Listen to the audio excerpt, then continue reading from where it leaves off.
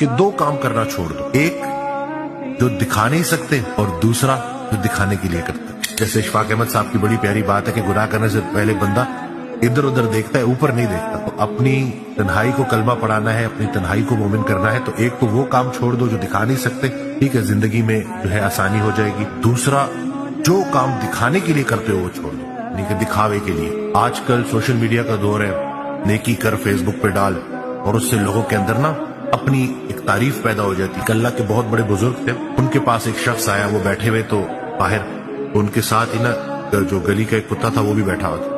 تو وہ ایک شخص آیا، ان کی تعریفیں کرنا شروع کر دی اور کہا کہ اللہ نے آپ کو کیا مرتبہ دیا ہے اور یہ اور وہ اتنی ان کے اوپر وہ تعریف ناگوار گزری، انہوں نے اس شخص کو روکنے کے لیے کہا کہ میں کہاں اچھا ہوں، مجھ سے تو یہ گلی کا کتا اچھا ہے جس کا حساب نہیں ہوگا۔ انسان تو جب اس نے سانس لینا شروع کر دیا ہے تو اب وہ اپنے اعمال کا جواب دہ ہے۔ جو سچی نیت کے ساتھ اللہ کے لیے نیکی کرتا ہے اس میں تکبر نہیں آ سکتا۔